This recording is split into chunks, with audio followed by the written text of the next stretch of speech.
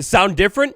Because it is. Good morning, Waddle Squad. Wake up. It's a good day. Even though it's one day later than normal, it is Snapshot Day, my dudes. So a little bit of context on yesterday's missing snapshot. I kind of figured this was the case, but the snapshot was entirely missing because the bug reporter, this whole thing that's very important to Minecraft, it was down. It's under migration. Still think it would love. A little bit lame to not hear anything from any of the devs publicly on the status of the snapshot, just like not being expected yesterday, but yeah, that's just me. Would love. So today's snapshot is going to mirror a lot of the changes that were made in yesterday's preview 1.21.70.23. But we do have some differences here. For example, grass sounds. Listen. Now, I didn't lower the game sound or anything like that. The grass sound has just naturally been quieted at last. Now, this sound, this change has been made for any block that uses the grass sound in the game. That includes the brand new dry grass ones. Listen. It's just naturally a little bit quieter. We love to see it. This chart right here. So in yesterday's preview video, I showed you one of the charts. I don't remember which one. I don't think it was this one. The Wandering Trader is beautiful. But stay seated, because there is a little bit of a problem too. Like Hedrick at the Super Bowl though, we'll get to it. First things first, experiments. If you were wondering what happened to the trade rebalance toggle, well, it is still here, because remember, it has content. To my best knowledge, the things that are still locked behind the villager rebalance toggle, well, that's going to be all of the new librarian changes. Those were the most controversial. The beautiful armorer updates, I really like those ones. Wonder if they can make it to the game. And then, in the ultimate blast from the past, the whole enchanted books being linked to biomes and structures. For example, I think it was like Unbreaking inside of the jungle temple. That's behind the villager toggle still too. So yesterday, I'm sure you heard the news. We talked a lot about all of the updates that were already made. If you'd like even more information on all of those changes, check out yesterday's video next. But I'm in love with the updates. I'd like to talk a little bit more about them, take a look at them in more depth. So beautiful, the Wandering Trader, I love you. Me and you, we might be in a courtship sometime soon, because while we take a look at these trades right here, for the most part, there is a caveat, we'll talk about it, but for the most part, these trades have been much upgraded. Now, for a second here, take a look at my inventory. All of these different things on the hotbar and spilled out are the things that the Wandering Trader might like to buy. This will make spider farms way more powerful, potato farms pretty great, and I mean, your wheat farm, it was already pretty good, but that's great too. Honestly, just in general, it'll make many farms so much better. So, this buddy right here, check this out. Inside of the Wandering Trader trade right here, we have a water bucket and milk bucket. Let's say I wanted to get rid of this bucket of milk, I can go ahead and sell that. The bucket is gone, I get 2 emeralds, and the trade is locked. So these Wandering Trader buys, they're not going to have very many trades.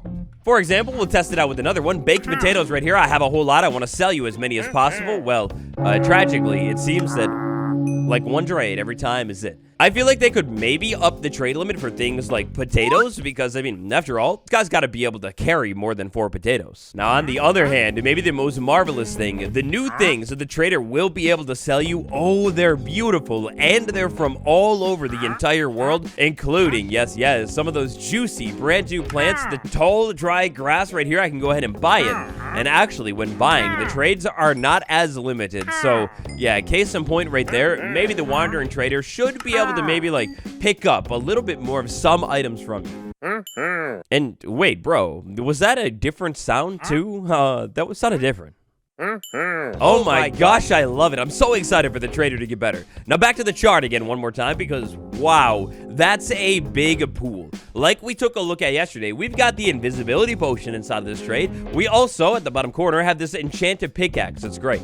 But take a look at all of these other things. And by the way, I don't know why the invisibility potion is missing from this list. It's definitely here. I've seen it before. But anyways, taking a look at all of these other things, there's a lot here. It's very nice to be able to buy all of these things, especially the seeds and the saplings. That's fire. However, with so many different trades possible inside of this pool, maybe less good ones, like say the logs, well, they're gonna clog it up a little bit.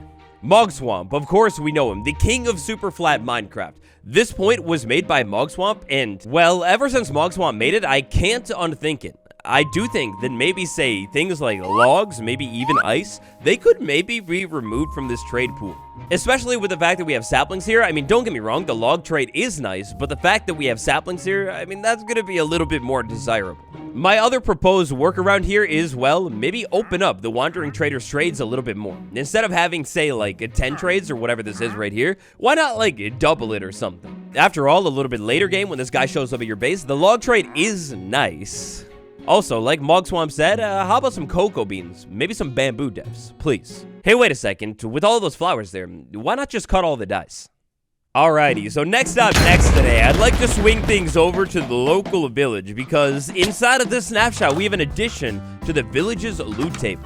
Now it's not gonna happen every single time, and of course, if I can show it off to you, is gonna be dependent upon if I could actually, well, you know, find a house with actual loot chests inside of it, but bundle? Oh, no bundle. As a part of this new exploration update, we've got a bundle included inside of the loot table inside of many of the village structure. Where are all the chests? The loot table that we got here, it's been expanded and now includes the bundle. You have about a 33% chance to find the bundle in, well, many of the chests inside of the village. The big thing that I'm on here is maybe what about loot inside of the bundle, or at the least dyed bundles for the different biomes. Like, this one is straightforward. You got the brown banner right there. Why not the brown bundle?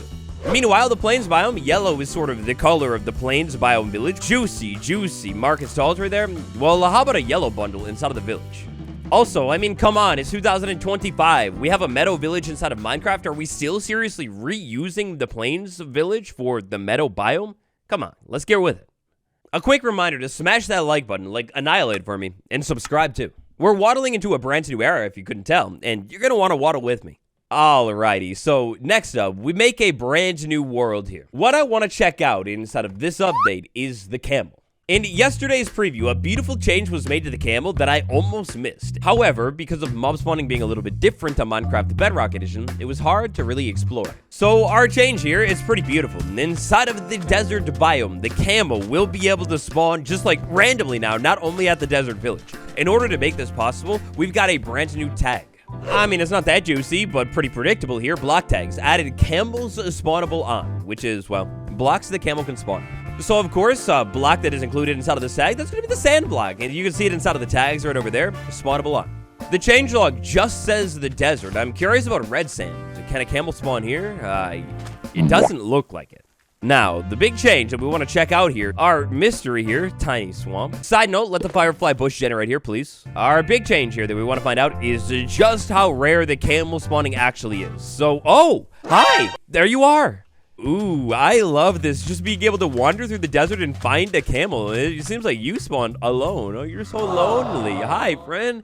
Yeah, you're so cool, dude. Okay, so that really wasn't that hard to find at all. I want to move through the rest of the desert here, really crazy generation, and see if we can find any more camels. By the way, should be a stream a little bit later today. Stay tuned.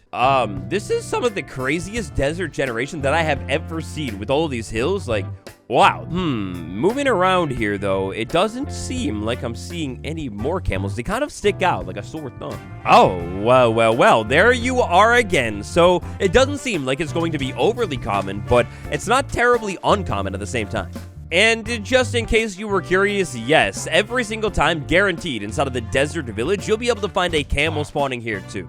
And inside of the desert village, the mobs that spawn inside of the pen, well, predictably, they will be warm now. That was an adjustment made in the last snapshot.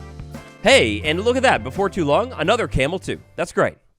Now, next up, I want to segue from the camel, a beautiful Minecraft mob, over to another beautiful Minecraft mob, because in this week's snapshot, we've got a little bit of love happening to the MOOSHROOM. You take a look at it. The eyes, they're no longer as beady and soulless. The nose, it went to the doctor too. It's a little bit larger. And then the texture, wow, that's been softened just like the normal cow. This is a huge MOOSHROOM update. The mushroom on the top is still gigantic, by the way, and I mean, please, devs, don't leave us hanging like this. There's a yellow version. Come on, next week, please.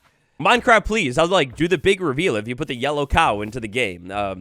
Maybe. Oh, but wow, this thing is just so beautiful. And the baby version as well. Look at that big, large nose. Now, the one thing that is a little bit different standing out to me, the eyes. So previously, they were just fully, like, black and kind of soulless looking. Now they have, like, a little bit of, like, you know, coloration in there. It does bring it into the modern era, but it also makes it, like, ever so slightly less eerie and creepy. I don't know. What do we think? Wow, this is the largest mushroom field ever. Also, maybe do we need a little bit more love inside of this biome? Like, look at how glaringly empty it is. Maybe we need like a weird, like strange type of grass generating too, right? I mean, how hard could it be? Basically just one new type of grass that is like one small plant, maybe one version small, and like purple or something. I mean, take a look at it. After this update, look at how glaringly just flat and empty this biome is. Yeah, we got the mushroom, but we need a little bit more.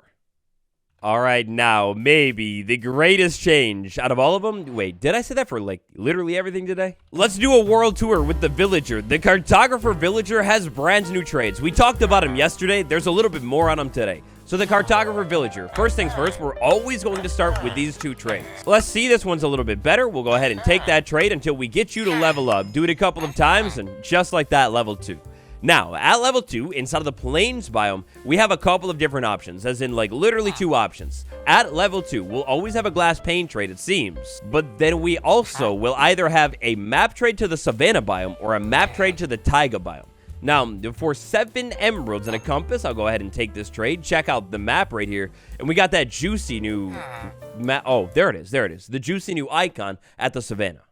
Now, after that, with this villager inside of this biome, if I were to take it one step farther and say maybe level you up one more time, the trades at the next level, well, there are no more biome maps to be found. At the journeyman level, a plains villager can sell you either a trial explorer map or an ocean monument map, or maybe both of them, and not have the compass set.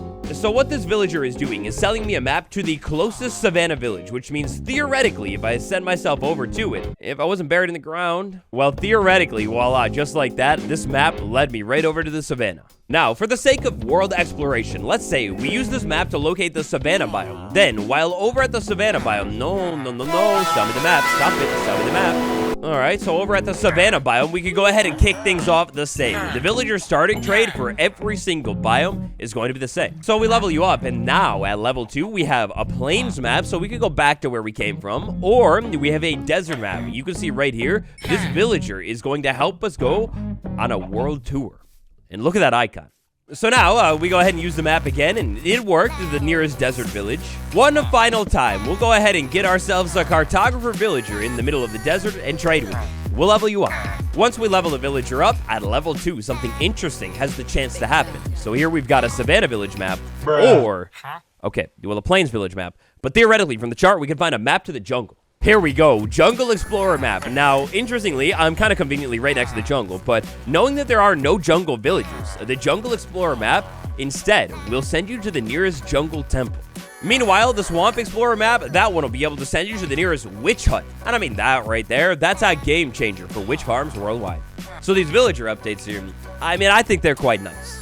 Sheep Beep. So the Sheep Beep update, I mean, I think this one is, I'm going to admit it, I think it's maybe a little bit lazy. We have different sheep variants now. So, for example, inside of the desert biome or just warm biomes in general, the sheep color that will most commonly be found is brown. However, you'll also have an uncommon chance to be able to find a gray sheep spawn, a red sheep, an orange sheep, or a yellow sheep. Very, very rarely, pink sheep will be able to spawn too. And this is going to go for all of the warm biomes in the game. Meanwhile, instead of a biome that is a little bit more temperate, we have white sheep as the default, but you will also be able to find a little bit more uncommon. Gray, light gray, black, and brown sheep spawning, with the pink sheep still being super rare. And then we've got the cold biomes. By default, in the cold biome, the most common sheep will be black. However, uncommonly, you'll be able to find these blue ones or the light gray sheep. Rarely, again, the pink sheep. And I don't know, this just seems like a lazy way to finish off the farm animals. Like, you could totally change the texture of these mobs. Maybe a little model update, make that nose pop out, why not? And at the least, on Java, like, come on, I shear the sheep and it's still, like, all white. I was hoping for at least a texture update here. It just seems like a lazy way to finish off all these mob variants, don't you think? Bam, I say it with love. And now, last things last here, inside of the changelog, we have a lot of changes to tags. It's pretty crazy, but an interesting thing with shaders as well. So we have a quite lengthy developer's note right here, and then some interesting changes with shaders. The shader programs themselves are still available. However, core shaders and post-processing effects JSON files are gone. The post-processing effects are configurable as a JSON though. So what this all specifically means, I'm not too sure. I need you to enlighten me here. What does this change mean, and is it perhaps hinting at anything? It's weird, quite odd, and that's it for today. 24W07A. Stay tuned for a stream later. More videos coming very, very soon. I'm cooking up a couple right now. And I still do think there is even more coming to this new update. So I guess we'll find out next week. Thank you for watching. It's been me, Wattles, and I'll see you all a little bit later and tomorrow. Goodbye.